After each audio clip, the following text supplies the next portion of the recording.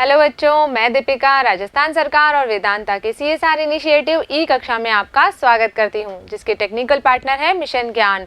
हम पढ़ रहे हैं कक्षा 10 का विज्ञान विषय और आज हम शुरू करने जा रहे हैं अध्याय 2। क्या है? अम्ल, क्षारक एवं लवण। तो इस पार्ट में हम समझेंगे कि अम्ल, क्षारक और लवण क्या होते हैं। आपने छोटी कक्षाओं में भी अम्ल और क्षारक के बारे में पढ़ा होगा। अम्ल कैसे होते हैं? स्वाद में खट्टे होते हैं, जबकि क्षारक स्वाद में कड़वे होते हैं। और जब अम्ल और क्षार अभिक्रिया करते हैं तो किसका निर्माण करते हैं? ये लवण का निर्माण करते हैं। तो इस पार्ट में हम अम्ल, क्षारक और लवण के बारे में और अधिक जानकारी प्राप्त करेंगे कि किस तरह से ये अभिक्रिया करते हैं। तो चलिए शुरू करते हैं। आप सभी जानते हैं कि अम्ल कैसे होते हैं? स्वाद में खट्टे होते हैं और क्या करते हैं? ये नीले लिटमस पत्र को लाल कर देते हैं। जबकि जो क्षारक होते हैं ये क्या होते हैं? स्वाद में कड़वे होते हैं और लाल लिटमस पत्र को नीला कर देते हैं। आपने छोटी कक्षाओं में सूचक के बारे में भी पढ़ा होगा। सूचक क्या होते हैं? जिनसे हमें अम्ल और क्षारक के बारे में पता चलता है कि कौन सा विलयन अम्ल है और कौन सा विलयन क्षारक है। तो कुछ प्राकृतिक सूचक होते हैं, जैसे कि लिटमस है, हल्दी है, ये क्या है? प्राकृतिक सूचक है। और रंग में परिवर्तन के द्वारा ये किसी भी विलयन के अम्ल और क्षारक होने के बारे में हमें बताते हैं। आपने देखा होगा कि जब कभी भी कपड़ों पर सब्जी का दाग लग जाता है तो क्या हो जाता है? उस पर हमें पीले रंग का धब्बा दिखाई देता है। किसके कारण? हल्दी के कारण। लेकिन जब हम इसे क्षारकीय प्रकृति वाले साबुन से धोते हैं तो कैसा हो जाता है? वो धब्बा जो है वो लाल भूरे रंग का हो जाता है। क्यों हो रहा है? क्योंकि हल्दी क्या है? सूचक की तरह कार्य कर रही है और ये क्षारक से अभिक्रिया करके कैसा रंग देती है? लाल भूरा रंग देती है। इसी प्रकार कुछ कृत्रिम सूचक भी होते हैं, जैसे कि फिनोल्फ्थेलिन और मेथिल ऑरेंज। तो ये भी क्या करते हैं? रंग में परिवर्तन के द्वारा हमें किसी भी विलयन के अम्ल और क्षारक होने के बारे में बताते हैं। आगे बढ़ते हैं। अब हम समझेंगे कि अम्ल और क्षारक के रासायनिक गुणधर्म क्या होते हैं। तो सबसे पहले इसमें हम समझेंगे कि प्रयोगशाला में हम अम्ल और क्षारक के बारे में कैसे पता करेंगे। मान लीजिए हमें अलग अलग विलयन दिए गए हैं और हमें ये नहीं पता है कि कौन सा विलयन अम्ल है और कौन सा क्षारक है, तो हम अलग अलग सूचक का प्रयोग करके ये पता कर सकते हैं कि कौन सा अम्ल है और कौन सा क्षारक है। तो इसको समझने के लिए हम करेंगे एक क्रियाकलाप। क्या करना है? हमें जो है अलग अलग प्रकार के विलयन लेने हैं। कुछ अम्ल भी हैं इसमें और कुछ क्षारक भी हैं। जैसे हमने यहाँ पर लिया है हाइड्रोक्लोरिक अम्ल, सल्फ्यूरिक अम्ल, नाइट्रिक अम्ल, एसिटिक अम्ल। इसके अलावा क्षारक लिए हैं sodium hydroxide, calcium hydroxide, potassium hydroxide और अमोनियम हाइड्रोक्साइड। ये अलग अलग विलयन हमने लिए हैं। अब अलग अलग सूचकों के द्वारा हम इन विलयनों का परीक्षण करेंगे और पता लगाएंगे कि इनके रंग में परिवर्तन किस प्रकार से होता है। तो यहाँ पर हमने जो प्रेक्षण हमें मिले हैं उसे सारणी के रूप में लिखा है। क्या देखा हमने कि जब हमने HCl विलयन लिया था तो ये लाल लिटमस पर कोई भी प्रभाव नहीं दिखाता है, जबकि नीले लिटमस को कैसा कर देता है? लाल कर देता है। इसी तरह फिनोल्फ्थेलिन विलयन में भी इसका कोई रंग प्रदर्शित नहीं होता है, जबकि जो मेथिल ऑरेंज है उसके अंदर ये लाल रंग प्रदर्शित करता है। आगे हमने लिया H2SO4। ये भी क्या करेगा? नीले लिटमस को लाल कर देगा और मेथिल ऑरेंज के साथ में लाल रंग प्रदर्शित करता है। आगे हमने लिया है नाइट्रिक अम्ल और एसिटिक अम्ल। ये दोनों भी क्या करेंगे? नीले लिटमस को लाल कर देंगे और मेथिल ऑरेंज के साथ में लाल रंग प्रदर्शित करते हैं। तो यहाँ पर हम कह सकते हैं कि अम्ल क्या करते हैं? नीले लिटमस को लाल कर देते हैं और मेथिल ऑरेंज के साथ में भी लाल रंग प्रदर्शित करते हैं। आगे हमने लिया है सोडियम हाइड्रोक्साइड। तो ये क्या करेगा? लाल लिटमस पत्र को नीला कर देता है। हमने पढ़ा था क्षारक क्या करेंगे? लाल लिटमस पत्र को नीला कर देते हैं और फिनोल्फ्थेलिन के साथ में ये गुलाबी रंग प्रदर्शित करते हैं और मेथिल ऑरेंज के साथ में कौन सा रंग आएगा? इसमें पीला रंग दिखाई देता है। इसी तरह आगे हमने लिया है कैल्शियम हाइड्रोक्साइड, पोटेशियम हाइड्रोक्साइड और अमोनियम हाइड्रोक्साइड। तो ये सभी क्या हैं? क्षारक हैं। तो ये क्या करेंगे? लाल लिटमस पत्र को नीला कर देंगे, जबकि जो फिनोल्फ्थेलिन विलयन है इसके साथ में क्या करते हैं? गुलाबी रंग प्रदर्शित करते हैं और मेथिल ऑरेंज के साथ में पीला रंग हमें दिखाई देता है। तो इस तरह से हम अम्ल और क्षारक का पता यहाँ पर कर सकते हैं। आगे बढ़ते हैं। ये जो सूचक हैं ये क्या कर रहे हैं? हमें रंग में परिवर्तन होने के कारण जो है वो अलग अलग विभेदन कर देते हैं अम्ल और क्षारक में, यानी कि रंग में परिवर्तन के द्वारा ये हमें बता देते हैं कि कौन सा विलयन अम्ल है और कौन सा क्षारक है। इनकी पहचान हमें करा देते हैं। तो यहाँ पर तो रंग में परिवर्तन हो रहा है। लेकिन कुछ सूचक ऐसे भी होते हैं जो अम्ल और क्षारक में अलग अलग गंध देते हैं, यानी कि इनकी गंध में परिवर्तन के द्वारा हमें पता चलता है कि कौन सा विलयन अम्ल है और कौन सा क्षारक है। तो इन्हें क्या कहते हैं, हम गंधीय सूचक कहते हैं। इन्हें सूंघकर हम पता लगाते हैं कि ये विलयन अम्ल होगा या क्षारक होगा। इसके उदाहरण है जैसे कि वेनिला एसेंस और प्याज, इनके द्वारा हम गंध के माध्यम से पता कर सकते हैं कि कौन सा विलयन अम्ल है और कौन सा क्षारक है। चलिए आगे बढ़ते हैं। आगे हम बात कर रहे हैं कि जब ये अम्ल और क्षारक धातु से अभिक्रिया करते हैं तो क्या होता है।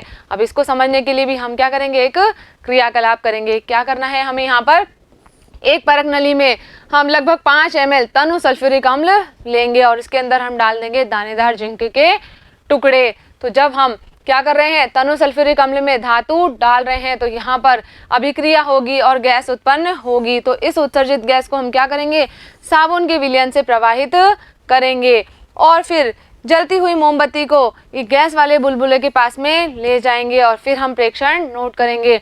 कुछ इस तरह से हमें एक क्रियाकलाप करना है। यहाँ पर हमने क्या किया है, परख नली के अंदर डाल दिया है हमने थोड़ा सा सल्फ्यूरिक अम्ल और इसके साथ ही क्या डाल दिया, इसमें दानेदार जिंक के टुकड़े डाल दिए हैं। तो यहाँ पर अभिक्रिया होगी और यहाँ पर जो है गैस के बुलबुले बनेंगे। अभी हमें ये नहीं पता है कि यहाँ पर कौन सी गैस उत्पन्न हो रही है, तो हमने क्या किया है, इस गैस को प्रवाह नली की सहायता से किसमें प्रवाहित किया है, साबुन के विलयन में प्रवाहित किया है। तो यहाँ पर साबुन के बुलबुले बनने लगेंगे और इन साबुन के बुलबुलों के पास में हम क्या ले जाएंगे, जलती हुई मोमबत्ती ले जाएंगे। तो ये जो गैस है ये फट फट की ध्वनि के साथ में जलती है। तो इससे हमें पता चल जाता है कि ये जो गैस है ये कौन सी गैस है, यहाँ पर हाइड्रोजन गैस का दहन हो रहा है। तो हम यहाँ पर कह सकते हैं कि जब भी अम्ल धातु के साथ में अभिक्रिया करेंगे तो क्या होगा, हाइड्रोजन गैस बनती है और एक यौगिक का निर्माण यहाँ पर और होता है, उसे क्या कहते हैं, हम लवण कहते हैं। अभिक्रिया को यदि हम सूत्र के रूप में दिखाएं तो हम लिख सकते हैं अम्ल प्लस धातु मिलकर क्या बनाते हैं, लवण बनाते हैं और हाइड्रोजन गैस यहाँ पर निष्कासित होती है। आगे बढ़ते हैं। आगे हम बात कर रहे हैं कि यदि मान लीजिए इस अभिक्रिया को हम अम्ल की बजाय किससे कराएं, क्षारक के साथ में कराएं। कौन सा क्षारक लिया हमने, सोडियम हाइड्रोक्साइड।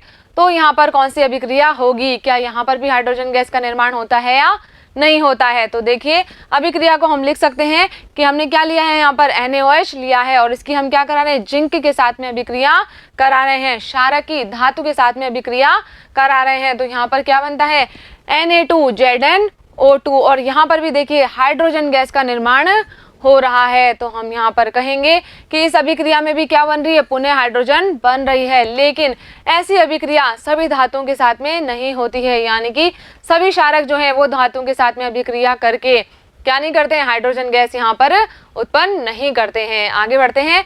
आगे हम बात कर रहे हैं कि जब कभी हम धातु कार्बोनेट या धातु हाइड्रोजन कार्बोनेट की अम्ल के साथ में अभिक्रिया करवाएंगे तो क्या होता है। इसको समझने के लिए हम एक क्रियाकलाप करेंगे। क्या करना है, हमें 2 परख नलियां लेनी है, उसको हमने चिन्हित कर दिया है A एवं B। एक परख नली को हमने A चिन्हित कर दिया और दूसरी को B चिन्हित कर दिया है। अब क्या करेंगे, परख नली A में हम लेंगे सोडियम कार्बोनेट और जो हमारी परख नली B है इसके अंदर हम क्या ले रहे हैं, सोडियम हाइड्रोजन कार्बोनेट ले रहे हैं। दोनों परख नली में हमने अलग अलग चीजें ली है, एक में हमने लिया है सोडियम कार्बोनेट और एक में लिया है सोडियम हाइड्रोजन कार्बोनेट। अब क्या करना है, हमें दोनों परख नलियों के अंदर हम 2 ml क्या मिला देंगे, अम्ल मिला देंगे। कौन सा, हाइड्रोक्लोरिक अम्ल मिलाएंगे। तो देखते हैं यहाँ पर क्या अभिक्रिया होती है। यहाँ पर हमने परख नली ली है, परख नली A और इसके अंदर हमने डाल दिया है सोडियम कार्बोनेट और थोड़ा सा इसमें हमने डाल दिया है क्या, हाइड्रोक्लोरिक अम्ल। तो यहाँ पर भी क्या होगा, गैस का निर्माण होगा और इस गैस को जब हम निकास नली के द्वारा क्या कर रहे हैं, चूने के पानी से प्रवाहित कर रहे हैं तो चूने का पानी कैसा हो जाएगा, यहाँ पर दूधिया हो जाएगा। तो यहाँ पर हमने जब इसको उत्पादित गैस को चूने के पानी से प्रवाहित किया है तो हम देखेंगे यहाँ पर कि चूने का पानी क्या हो गया है, दूधिया हो गया है। कौन सी अभिक्रिया हो रही है यहाँ पर, उसको समझते हैं।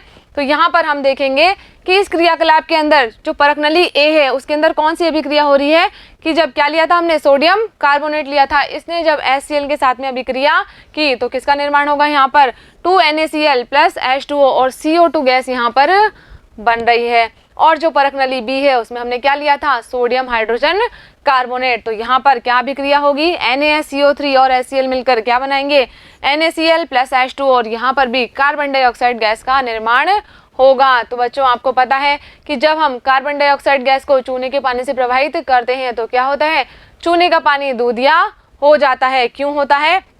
क्योंकि यहाँ पर जो कैल्शियम हाइड्रोक्साइड है ये क्या होगा, कार्बन डाइऑक्साइड से अभिक्रिया करेगा। ये क्या है, चूने का पानी है। और कार्बन डाइऑक्साइड से अभिक्रिया करके श्वेत अवक्षेप किसका बनाता है, कैल्शियम कार्बोनेट के श्वेत अवक्षेप का निर्माण यहाँ पर करता है। और जल का निर्माण भी यहाँ पर होता है। तो इस श्वेत अवक्षेप के कारण ही क्या होता है, चूने का पानी दूधिया हो जाता है। अब यहाँ पर क्या बन गया है, कैल्शियम कार्बोनेट बन गया है। लेकिन यदि हम और अधिक मात्रा में यहाँ पर कार्बन डाइऑक्साइड गैस प्रवाहित कर रहे हैं तो क्या अभिक्रिया होगी, यहाँ पर ये कैल्शियम कार्बोनेट क्या करेगा, जल के साथ में और कार्बन डाइऑक्साइड के साथ में मिलकर किसका निर्माण करता है, कैल्शियम हाइड्रोजन कार्बोनेट का निर्माण करता है। और ये कैसा होता है, जल में विलयशील होता है। तो यहाँ पर कैल्शियम के एक अन्य यौगिक का निर्माण हो जाता है। कब हुआ है ये, जब हमने इस कैल्शियम कार्बोनेट वाले विलयन में और अधिक मात्रा में कार्बन डाइऑक्साइड गैस प्रवाहित की है। इसी प्रकार जो चूना पत्थर होता है या खड़िया है, संगमरमर है, ये सब क्या है, कैल्शियम कार्बोनेट के ही अलग अलग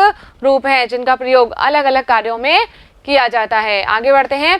आगे अब हम बात कर रहे हैं यहाँ पर कि सभी धातु कार्बोनेट और हाइड्रोजन कार्बोनेट क्या करेंगे, अम्ल के साथ में अभिक्रिया करेंगे और किसका निर्माण करते हैं, यहाँ पर संगत लवण का निर्माण करते हैं, कार्बन डाइऑक्साइड का निर्माण करते हैं और जल बनाते हैं। तो यदि हम समीकरण के रूप में इस अभिक्रिया को लिखें तो हम लिख सकते हैं कि धातु कार्बोनेट या धातु हाइड्रोजन कार्बोनेट अम्ल के साथ में अभिक्रिया करके क्या बनाएंगे, लवण बना लेंगे, कार्बन डाइऑक्साइड बनाएंगे और जल का निर्माण करते हैं। तो इस तरह से हम धातु कार्बोनेट और धातु हाइड्रोजन कार्बोनेट की अम्ल के साथ में अभिक्रिया को समझा सकते हैं। तो बच्चों यहाँ पर हमारा ये भाग कंप्लीट हो गया है। अब करेंगे हम इस भाग से संबंधित प्रश्न जो कि हमारी पाठ्य पुस्तिका में दिए गए हैं। तो यहाँ पर पहला प्रश्न हमें दिया गया है कि पीतल एवं तांबे के बर्तनों में दही एवं खट्टे पदार्थ क्यों नहीं रखने चाहिए। तो बच्चों हमने पढ़ा है कि जो दही या खट्टे पदार्थ है ये क्या होते हैं, अम्ल होते हैं। और अभी अभी हमने समझा कि अम्ल क्या करेंगे, धातु के साथ में अभिक्रिया कर लेंगे। तो इस प्रक्रिया में विषैले पदार्थों का निर्माण होता है और हमारी खाद्य सामग्री खराब हो जाती है। तो इसीलिए हमें जो भी खट्टे पदार्थ हैं, दही है, उन्हें पीतल या तांबे के बर्तनों में नहीं रखना चाहिए। क्या लिखेंगे हम यहाँ पर कि दही एवं खट्टे पदार्थों में अम्ल होता है, इसलिए जब उन्हें पीतल एवं तांबे के बर्तनों में रखा जाता है तो अम्ल क्या करेंगे, धातु के साथ में अभिक्रिया करके विषैले पदार्थ बनाते हैं, जिसके कारण क्या हो जाती है, खाद्य सामग्री दूषित हो जाती है, उपयोग में लेने के लायक वो नहीं रहती है। आगे बढ़ते हैं। अगला प्रश्न हमें यहाँ पर दिया गया है कि धातु के साथ अम्ल की अभिक्रिया होने पर सामान्यतः कौन सी गैस निकलती है। एक उदाहरण के द्वारा समझाइए कि इस गैस की उपस्थिति की जांच आप कैसे करेंगे, ये भी हमें बताना है। तो हमने पढ़ा है कि धातु अम्ल के साथ में अभिक्रिया करके कौन सी गैस देती है, हाइड्रोजन गैस देती है। तो क्या लिखेंगे हम यहाँ पर कि हाइड्रोजन गैस उत्पन्न करती है। अब हमें एक उदाहरण के द्वारा भी समझाना है। तो हमने क्रियाकलाप किया था, क्या किया था हमने, तनु सल्फ्यूरिक अम्ल की दानेदार जिंक के साथ में अभिक्रिया करवाई थी। तो किसका निर्माण हुआ था, वहां पर हाइड्रोजन गैस का निर्माण हुआ था। और इस गैस को जब हमने साबुन के पानी से प्रवाहित किया था तो वहां पर साबुन के बुलबुले बनते हैं। और जब जलती हुई मोमबत्ती इस गैस के पास में हम ले जाते हैं तो यह फट फट की ध्वनि के साथ में जलती है। तो इससे हमें पता चलता है कि जो गैस उत्पन्न हुई है वो कौन सी है, हाइड्रोजन गैस है। आगे बढ़ते हैं। अगला प्रश्न दिया है, कोई धातु यौगिक ए तनु हाइड्रोक्लोरिक अम्ल के साथ में अभिक्रिया करता है तो क्या होती है, बुदबुदाहट उत्पन्न होती है। इससे उत्पन्न गैस जलती मोमबत्ती को बुझा देती है।